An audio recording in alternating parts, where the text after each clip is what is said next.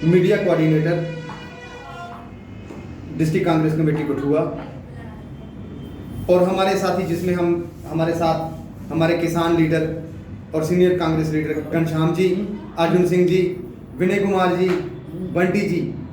आज की ये प्रेस वार्ता का जो आयोजन रखा हुआ है वो हमने रखा हुआ है जो पिछले दिनों आपने देखा कि हटली में माननीय हमारे डिप्टी कमिश्नर साहब वहां के लंबरदार को किस अल्फाज में और किस अंदाज में पढ़ रहे हैं कि आप चुप करके बैठिए, मैं आपकी लंबरदारी 2 मिनट में निकाल दूंगा।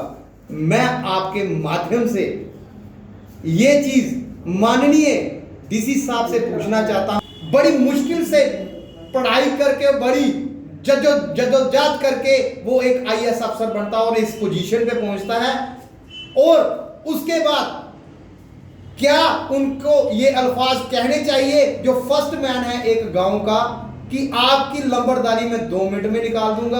अरे हम आजादी में बैठे हुए हैं, हम फ्रीडम टू राइट लॉ के तहत हर व्यक्ति अपनी बात एडमिनिस्ट्रेशन तक, नुमाइंदों तक पहुंचा सकता है। अगर उनका खौफ इस तरह से रहेगा तो आम बंदा, आम पब्लिक कैसे एडमिनिस्ट्रेशन को अपनी व्यथा सुना जाए।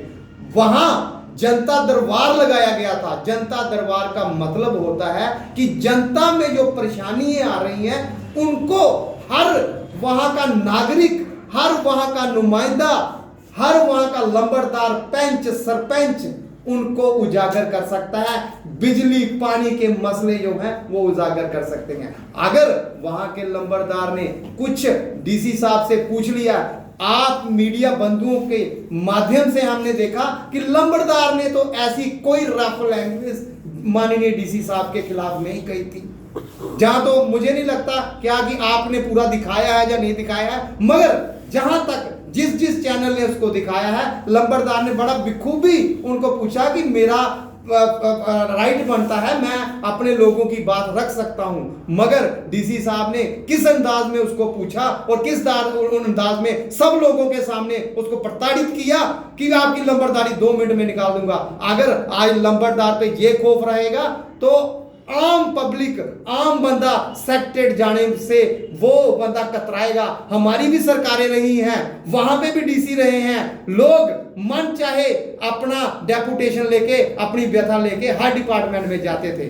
अगर आप एक तरफ लंबरदार को वहां डांटते हो तो दूसरी तरफ आपके साथ जनता दरबार था, वहां पे भाजपा का डिस्ट्रिक्ट प्रेसिडेंट क्या कर रहा था।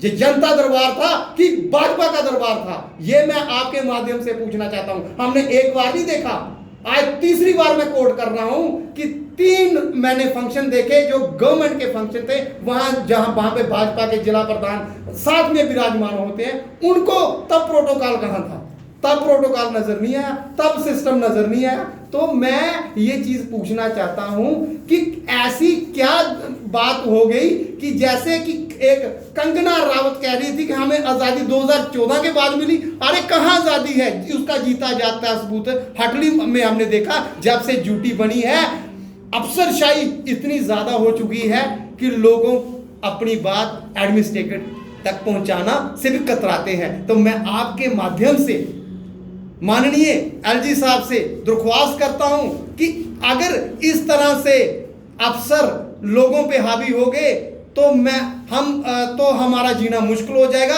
तो मैं आपके माध्यम से ये चीज गवर्नमेंट से भी अपील करता हूं और सेंट्रल गवर्नमेंट से भी और इलेक्शन कमीशन से भी कि जहां से जल्दी इलेक्शन करवाया जाए, जमहूरियत बहाल हो, ताकि अफसरशाही यहां पे कम हो, उन पे भी निकेल कसने वाला कोई हो। जय हिंद, जय भारत। इसी के साथ ही मैं आपको दूसरा वाक्य और दूसरी घटना कल की बताता हूं। यहां पे नगरी में जनता दरबार लगाया गया और वहां पे लोगों की तो छोड़ो, वहां के जो डीडीसी नुमाइंदे थे उनकी माननीय जो चेयरमैन हमारे कर्नल साहब हैं वो नहीं सुन रहे हैं। वो कहते हैं अब ये काम मेरा है। अरे वहां का प्रतिनिधि, वहां का डीसी जी है, वसंती मजोत्रा जी थे, आप एक तरफ भाजपा का नारा रहता है कि सबका साथ, सबका विश्वास और सबको साथ लेके चलना, फिर वहां पे आप क्या उनको देख रहे हो कि ये बीएसपी के हैं, तब आपने उनको कोट किया कि आप नहीं बोल सकते यहां पे।